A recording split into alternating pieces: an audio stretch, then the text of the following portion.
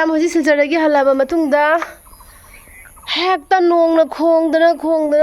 ꯉꯥꯏꯍꯥꯛꯇꯪ ꯄꯣꯊꯥꯕꯒ ꯒ꯭ꯌꯥꯟ ꯃꯦꯟ ꯇꯥꯗꯦꯀꯣ आलूदो तानदोइनी हजिसे आलू तानबा लाइन मरी खक्ति आलू तानग्रेबको दो लाइन खरा वाली लाइन क्या खनो वाली बनी लाइन 8 खकला 9 खकला वालेबको अदो हजि आलू तानथोके तविनी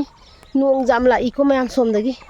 सोमना कने नोंग जाम लाइएबको अदुना आलू से प्रोप तालहौद्रगदी हयें आलू चरा थंबा यारोएबको अदुगी आलू तानदोइनी हजिसे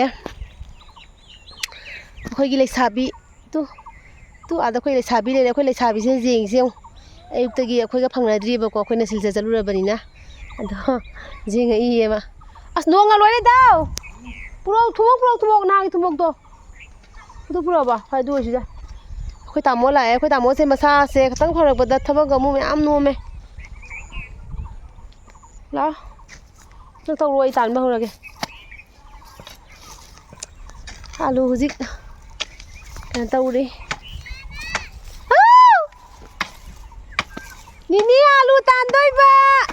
Nini alu tandoi ba. Alu tandoi ba.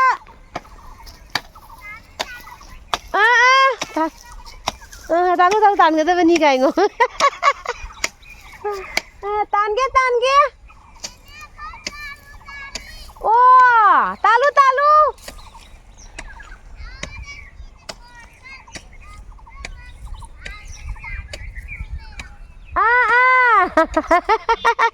Kayak no hai di ne ko da sonda da chakare ai ji ta lage ko ma'am alu kyam ta gi yengse ha oh ko da na alu yes tan tan na ta ga man na ba khoi di phajabam pami ga phukla ma'am du alu smane tai ko se देसी आलू नि चाउदा सिगे ngarang line mani khatan hibida sidagi hena chawe chuk chawi ko ngarang giddi do alu bosta amadi tan khre ya ma'am ताब्रो नों खोंगी जे अस ma'am आई camera नगा लुदे दा आलू प्रो तान नि को सागले मा ता लगे खदा ngange मैम जेंग हलके को या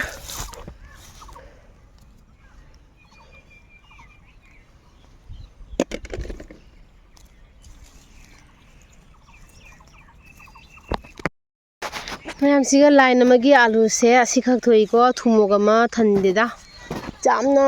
आलू ताबदो अदुसु कौदे जामना तादबदो अदुसु हाइबा जादे अदु मीडियम नेबको तो हाकुमदगी दी कुमसीनदी जाम फै हाइतारे मैम हाकुमदी याम सातीना फटखिदेबको कुमसीना खतंग दे हाकुमदगी खतंग दी फै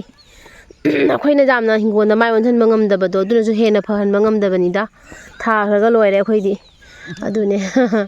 इसिंग हैबा खोटपा सार नुंग चाइबा खोटपा जाम तौदबनिना को अदुदुने हेना फबा ngamde दुमकपु मैम अखोइगिदी असिना दुम खादिगी बेस्ट ने हाइबा तारे किलो मा लाइन अमदा किलो मखाय मागी आलू चंगेबको अदुगैदुगा सिगा किलो क्या मंगा मु ओइनी को किलो मरी मंगा दि ओ थोकनी मैम दुमाइना ओइगनी बको अदुने दोगा हंदंग मथंग दमु नेक्स्ट लाइन अमा खोइदा हौजि तानबा हौग्रे लखलौने सिगै लखलो क्याम तागी यंगसिने फजना ताबसु यावे दुगा फजना तादबसु यावी को पांबी मग अमता मानदे हाइतारे पांबी तम हाइम कम चाउ ताबसु यावबने दो मैम हुजिंग नोंगाम लाई तु लाई नोंसे उरबा याम खोंग्रे नोंसे कइनो या हदुदी कइनो माले कइनोम तवे दुदी कइनो मोगी आंगांगी साननबदो माले ने मानद्रो द होजी आलू से लाइन से सिदा लाइन अम्मा अनि अहुम मरी मंगा लाइन तरुक ल कइनो वाली लाइन तरुक वाली तरुक नते अम्मा अनि अहुम मरी मंगा सिगे तान लोइखरबा सि सान लोइखरे को तरुक अच्छा तरुक वाली लाइन तरुक वाली चुमी दोजी लोइबा ngambra jenge ko ma honnage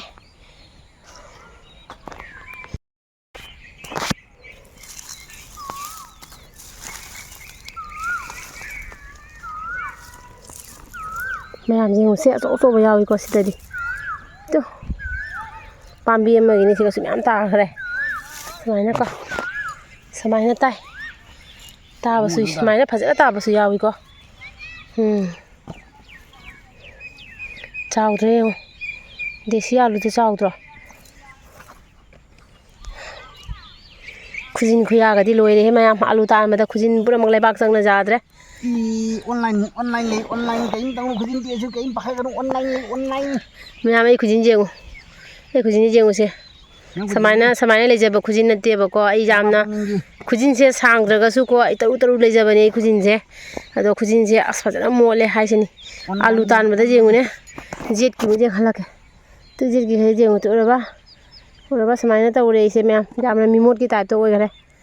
पेलबनीदा तौरिसे online दगी loan हौजी ma'am आलू फजा तानथगे को कैमरा कापगा आलू तानबसे ngamदेबा रुक मशीन मान खुजिन नानु मशीन मान खुजिन हंदे इचा तो मीना तानबिगदा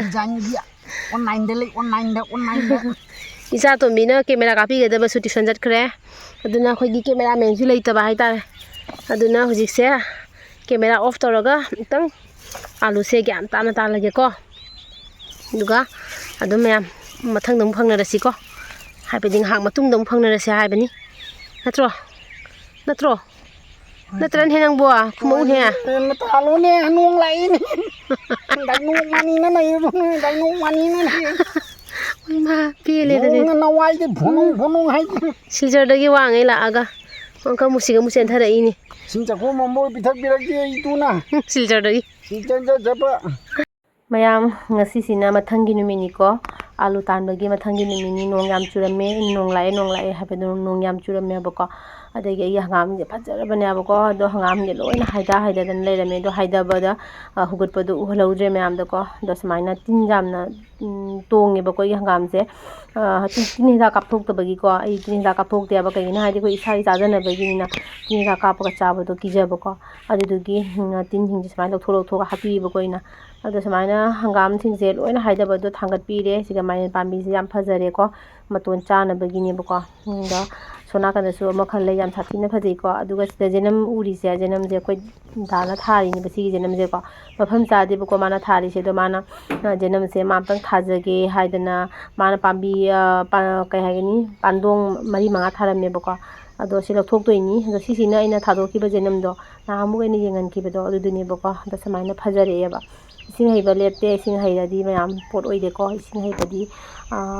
लेपा यादबनि सिगा दुम हैरिनिको अदो सिगा तिन्न कुपिसे सिना फदिगोम लंगदोइनेबको ngarang nongdo lakpadugo tin jingkha ji kupsalaga thamineba lebago chotana begena ado dum makatana yengsina wah azare ma oi ma kusang ne ki bugi deine sema leire si kata si lidrabo lidore ya khamen rozari me kilo dul ba yang khai nei khamen sidi me yang mana da bani na tu di kilo ade amen mata yang khai ya sinno ira brasibo yo pambi kau ni ya am hung de kai do kin ka oi he ai sampale adam le amanung ga ta ka changi he tawi la sili hella oma sili hella bani ko asiti ko agum si nauri da tape lawi sapi lawi do li ne lawi ra ke do la ka thalo li ra ka tape law na bro hai sa pai se nang si nang si khamin ni phai do de mi na ke kho se lai si ga ju ne जैसे नगी तना ज्ञान में नमता दे सीधी कथल चपे लावी तू एगी सनुदा कदो नेगे चा हिनो पुरी सानी ने दा दोको निको मना दे कथा छिरा को न मना दा हार बुगा चुप खरबा हंगे वाह मयाम से खामेन सिखा हेक्सारे नसीगी वइना से खामेन कुसाम खामेन तीन जो मौजा दे खामेन जे तीन मौजा दे को मैम अस नौरी तो नौरी से कुसांग जे मुने अमा खदि मरु लोबगी थम्मे बको मथंग यामना थागे kilo fabric sih kilo fabric kilo fabric sih hari hari nak orang yang sila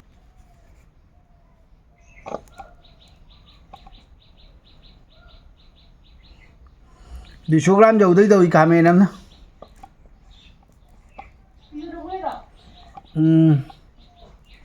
kami namanya nih 200 gram jauh 167 gram jauh buah nih kami namanya wah kami ini mai kami ini nih cari jauh dari jauh ini tuh jauh nih kayaknya kami ini hadi bisa gitu weight lay ya pokok pai betul nih weight jam lay ya weight lay betul sana sih kayak weight lay kan berarti sih madi yang aku tahu ini jauh kita kami hele tuh hele kok aku kami ini wah tang mà tầm giá cái không bị mấy tầm độ ở đấy rồi nè dồn mà ngâm mà wah 700 jauh rồi 700 jauh rồi ba 1 kilo thì jauh nè 842 mai 990 kata ngày itu cuma 1 kilo ya đấy chứ wah thì cái mà tầm cái nó da cái ba tang mà tầm thì chỉ là giá cái không bún nè tra có gì thì hong mà bún nè chỉ là ba kun nhà chỉ không tới ba kun thắt rồi sagi pena ba sagi rồi chúng tôi hiện toàn bị rồi Hello chinau-sing mayam kari mathil taunarige aidi hojikse mushroom se ngaudoini ko alu khara hapani hada aidi matar khara ga toraga ngaudoini bako hasigi mushroom se aina dum frison go thambadane pose khara pathare bako aduna dum aina kamai na ngauge khotke habado adum mati amtang dum hapcharake ko mya aduga ai hojikse khang thangale sare ga hoji thau haira matungda ai tilhauga chanamga toraga ngaudoini bako aduga sigana leire aigi mushroom matar daidi alu leire ko tilau tanam thadare ole khara mula pejuda ai mushroom se mu thadare matungda ngaure ko sigi matungda khatang khoigi ngawre matungda ko matar se mu hapchan doini ko adu matar se leire se hapchalle matar se maton thoe ba ko ai tum fi hapchan thambagi adu mayam mainam ko ngaure to sam satina hawbani ko mayam try to chara ba jengo aduga machu se khazare ko aduga ise khaga mula paiduga haldi hape adagi di morok jira loi hape ko hapaga mu ngaure ado aise mai se leitharaga ngawini ko mai jamna kanna thaba ya da batapna toraga leitharaga ngawbani do mayam inji mula pai matam sida megi masala mu hapchalle megi masala hapasina mu manam nushiraga ko hawba ma heli ko mayam ado mayam agi ngawbase hodi loire aduga yengmina sida loire chicken pakora su leire dana lorakpani ko mayam do mayam se hawgadra mayam habira o dang cái camera cả số đấy rồi nào kapa yadra haise Facebook pai rồi thì yam cancel lakanuda kaino ai Facebook da haptoini kai thorage nang kai thore haino Zikan ye mau na asing sa busy oi bezat ni sa Facebook ta kai thorage haise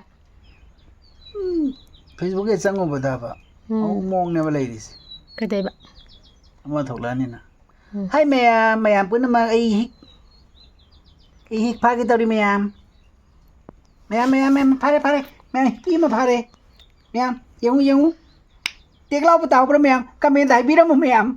teklau patau pra tahu de na tahu de comment dai bi ra mayam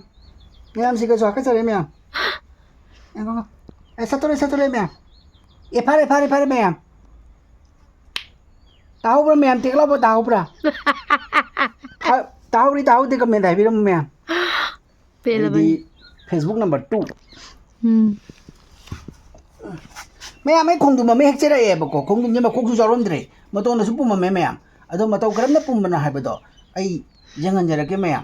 ado mayam ase mina thudi mira tin thudi mira to comment dai bi ra mayam ti mina thudi ba man ba na tin thudi mira to comment dai bi ra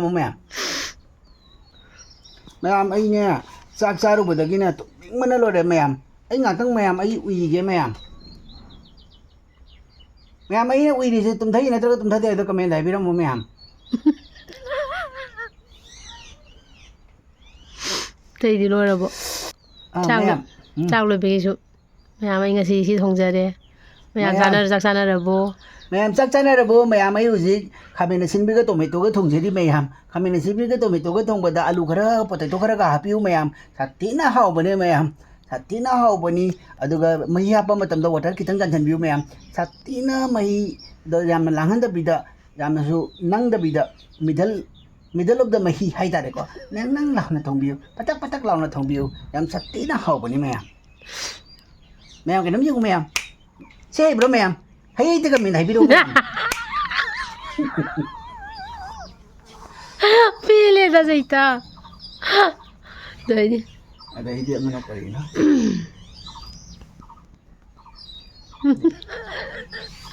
Dona mau na sing siga haining ise kaino Facebook pai ba mau na sing jana haining ise kaino mi haining ba bude moi da karem na ba bude de asumai to je phabdi phai ba ko sabtina phai mi gi yum da chalaga mi wa ngangna raga mi gi manem bo mi gi machan pi mi gi mamau nu pi chai de ngangna wathi ware ngangna da mi wa ngangna de saru bude ba ko adu da busy we raga senju ta laure ma so masa gi yum gi thabak taw taw na ma so video ke no ma ta hore da na ko sabtina bude phai ba suma amomuk lam no ni ba hai ta re ko ai nu pi de horaga ai tu de horaga ai tu de horaga ne ba ek phi ek sajan ba ga ne sai to le ma ne ba cái đó nó photo ta ka ge sa ka thi ra chu ai ko sa ko hi ma'am good morning good evening good afternoon tu no ko de ke mai doi no Facebook da tu mo ko la ka samana ja to ni ai di mobile pa ra lai manam da tit lo ka buran lai yam ka good morning ma'am la bani ai di la bani mayam akhoi mau na ha ne sabi sing di kya taw da ma le ko khoi mau na sing ji yam taw ri se ko do khoi se kai hai do no khang de ngau re yu ra ai sunai cha charo re mayam ai sunai chalu budana maya mehman macha ni ga phunau ri ba phunna ba chida amana muching ado do mayam ani mak se kaino to da phunna le hore ba ko ado mayam ado aina ujara pasi kamra masa pha ba nga mayam kang ba phunna ba ne ba ko ado mayam kang mo to nang mam ga dra masa pha ba nang mo dra ba mayam comment ai bi lo mo mayam ado mayam ha siga haidi akhoi mau na ha sing se ayama Facebook page loi hangna re natra loi ha page to loi na page lom da oina unhana gre ado Facebook page hang ya dana ko jum gi thabai ngang su da ba khota ba dumai to ganu ko ado page su hang si page hang ko khoi myam unra ga wari batai sana ba khona ba to ju jam nungai ko adaidi aduduna heng success oi ba tara ga di pesa ju khatang khatang ui janga kani dana ko adudune adudugi suni aduga mayam su khangna da ba mayam su sa khangna ba ko ado yam nungai ko adune wakha na kang ba mayam pana kang mai na kang ha lo ge di mayam pana ta ga ti cha thu pi ho mayam khoi cha hu da ba gi mai na kang ma ne mayam si kem lau hi mayam si pana ro du bo pana ni ado mayam akhoi na siga busy wena lei basne hena phaida kai hina haidi mi gi mayum da chalaga mi wa mi pa ngang na raga kwa sabot cha raga ko kwa ga se sabot cha raga kwa ga saida raga mi gi mayum chalaga imung manung mi yon thokpa lai kai gi mi wathi ware ngang na de saruk pudi ko hoi Facebook kumba YouTube kumba da busy lei basne hena phadra ko mayam aduna phai haina khalli aidi mayam gi motsu habiramu aduga akhoi dana huji tori badu su mayam da kayam na bana chade tum phai sini da hadi duga busy oine lei bana phai ba ko tuni mayam bye bye tata tobiro bye bye tata